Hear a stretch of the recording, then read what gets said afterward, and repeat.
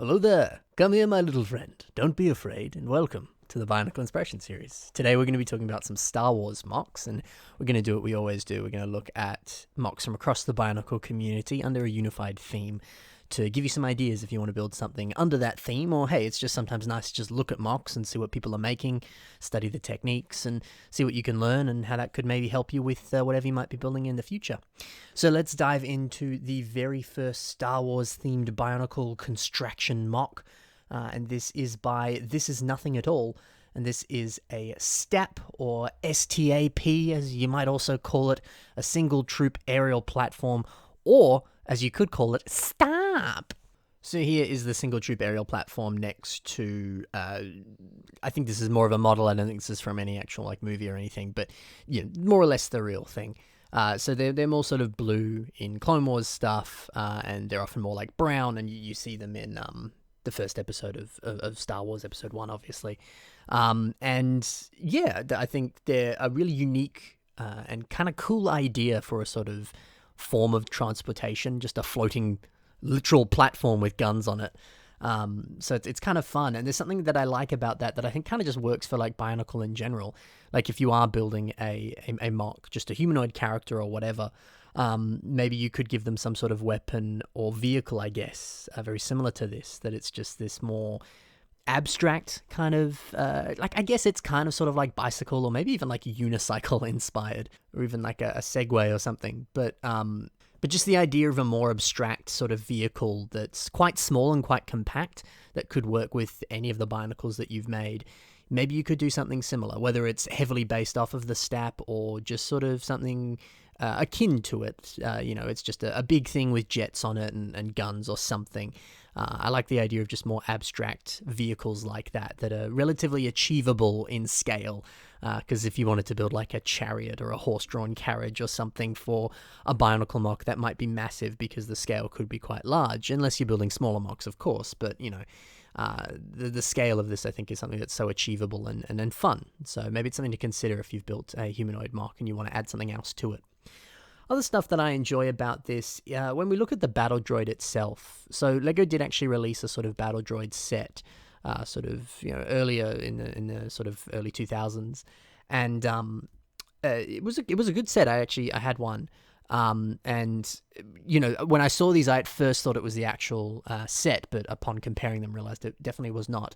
There's a couple similarities, kind of on the feet and a few other sort of smaller areas, kind of the torso and stuff like that.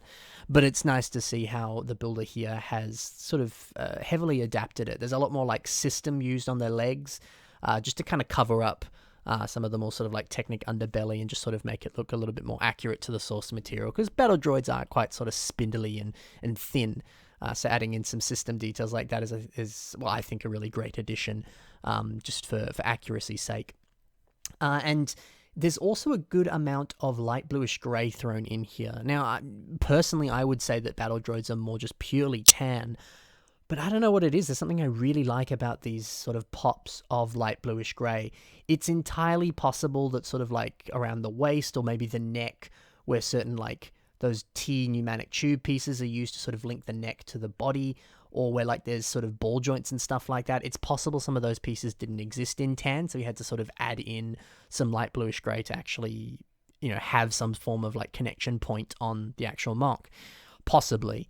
But I don't know, there's something that actually works quite well, having that little hint of light bluish grey. Sometimes LEGO sets will do that, I find, especially in sort of 2010, 2011-ish, certain Star Wars sets would have, there'd be the Second Republic gunship LEGO ever made. They had some weird hints of tan or light bluish grey thrown in there, and the gunship itself is primarily white and red, with a little hint of lime. And I don't know, there was something about it that just kind of worked. It almost sort of looked like battle damage, or I don't know, it just sort of complemented it nicely. And the more I remember thinking about it as a kid, and even now, I look at that sort of design choice with those sorts of LEGO sets, and I go, hey, if this was just purely white, it might not look as nice. That sort of hint of an additional sort of slight color like that kind of can just sort of break up the monotony a little bit and make it a little less sort of dull. So I don't think be afraid to introduce a secondary color, even if it's not accurate to the source material, because I don't know, for some reason I absolutely love it on this. It just works. The Stap itself, I love the sort of hints of lots of Hero Factory armor pieces and how perfectly they blend in with some of these other system slope pieces. I specifically love how they blend around the sort of like jet engines there on the sides. That looks really nice, and that tubing coming out of it too also looks pretty cool indeed. And the blue is nice. I don't know, you see so many Star Wars MOCs and they're all grey or black or white or something like that. They're all very dull colours. And it's so easy to use some of those colours because, it's like they say with fashion, black goes with everything, So it's nice to see just a big splash of blue. You don't...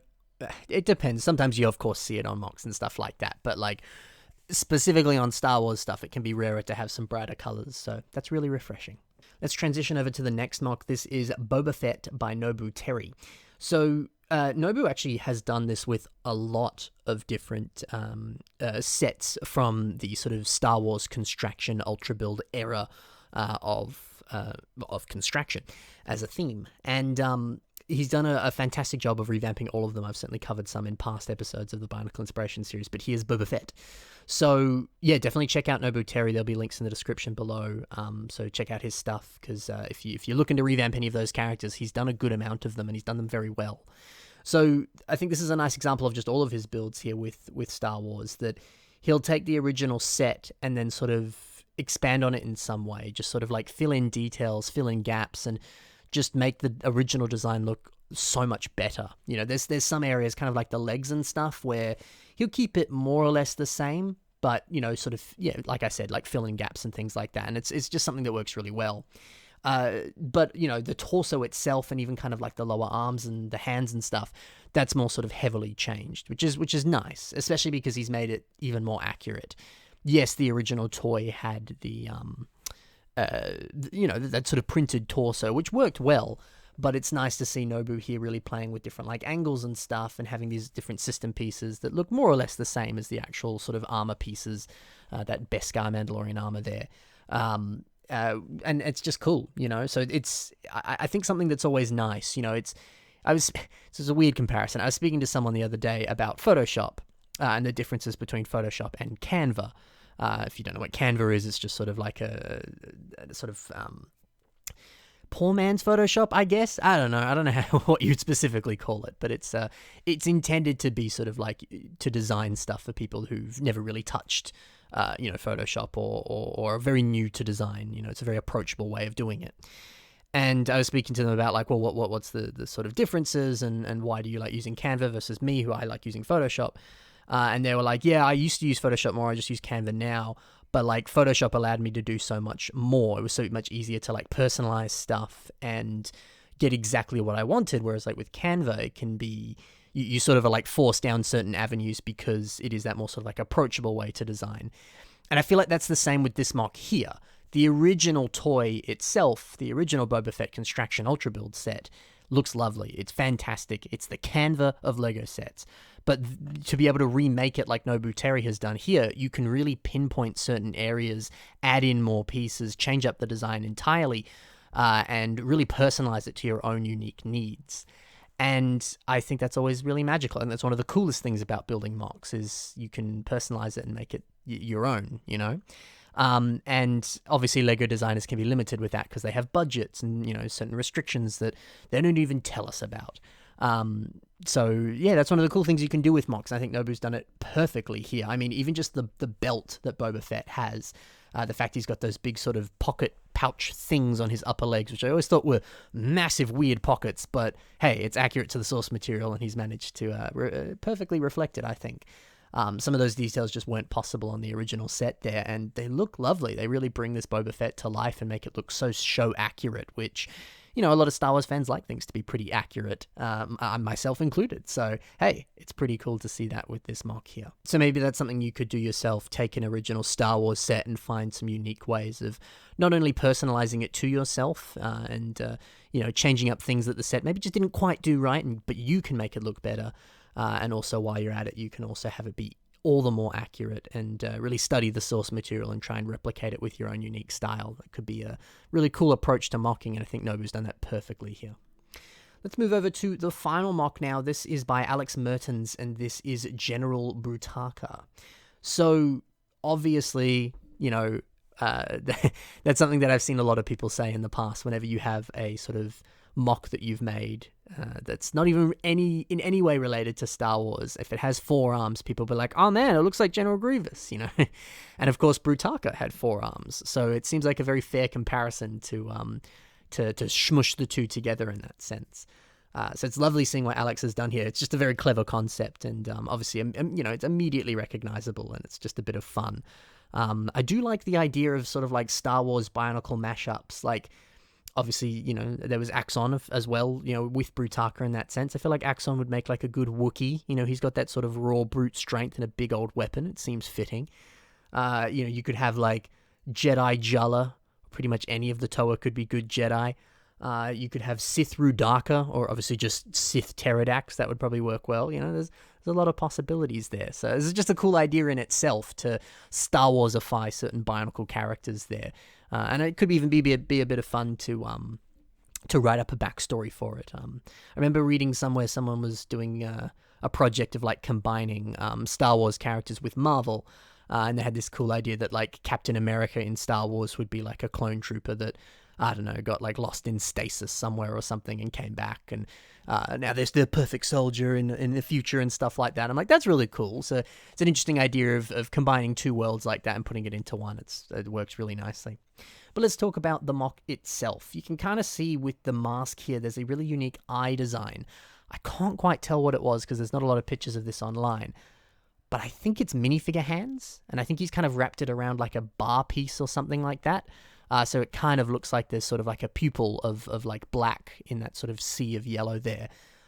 So yeah, it's a very nice design if that is what it is. It does look it. If not, maybe it's those lever pieces, and the lever's been sort of pushed all the way down, and the lever's black, and the actual sort of like, I don't know, holder piece under the lever is yellow, and so it kind of again looks like a pupil. It's maybe 2 different ways that's been done. Hopefully Alex, you know, can let us know what that design is exactly. But either way, it's cool. And I love that idea of putting little like kind of pupils into an eye design on a Bionicle there, because it can really make it pop. It's just a really nice technique, no matter how you do it. The lightsaber designs on Brutaka here are also cool. I like that, you know, Alex has made them all different in that sense. My favorite's probably the one towards the bottom here that has the big old red stud on it. It's very akin to like Qui-Gon Jinn's lightsaber, which also had a really big red ignition button, just in case he forgot where it was. Which is a fun detail to put that there. And, you know, there's the one on the opposite side there that has the like Kanan Jarrus, like big old like dish thing on the end there. It's cool. It's really cool. So it's just nice to see 4 different lightsaber designs here, just to... lightsaber designs are always cool, so it's kind of fun to study that and see how it looks. I also love the torso design here. You can, of course, see the sort of like green gut bit there, very akin to General Grievous. But I also like how he's added all of these Visorak feet pieces here for sort of like forming the base of the torso there. And, you know, you can see some of those pieces again being used on the legs as well, and they're also used on the arms. So it's nice to see that used across the entire mock there to have some sort of like textural consistency across all of it. I just think that's a really clever thing to do, just to repeat pieces across multiple parts of the mock, because it's going to look really consistent and just nice. Everything's going to kind of blend together. It's just a sort of very simple, easy thing to do that I think has a really good payoff. Plus, just the way those all sort of like flow together around the torso there, that just kind of looks nice. So it's pretty cool. It was also surprising that the foot design here is very akin to General Grievous, but also very akin to Brutaka.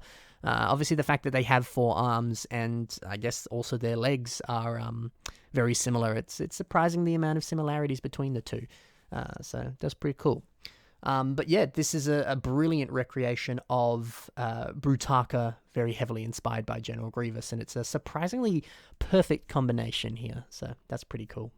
So that's it for 3 Star Wars mocks today on the Bionicle Inspiration series. Hopefully you're a little inspired to build something yourself. If you have mocks, now is the time. You can submit them to the Bionicle Inspiration series through the submission email that's on your screen right now. If you want to check out the other stuff that these builders have done, check the links in the description below. And also in the description below is links to some of my own social media. So if you want to see some of the stuff that I'm posting, some of the stuff that I've got going on, that's the place to check it out. Additionally, in the description below is links to my Patreon. So if you're interested in some bonus bonus content, you can check that out. I also have a PO box. It's on your screen. It's in the description as well. So if you're interested in sending anything my way, that is the way to do so. But of course, only if you're interested. There's no pressure. Thank you very much for watching. Happy building, and bye for now.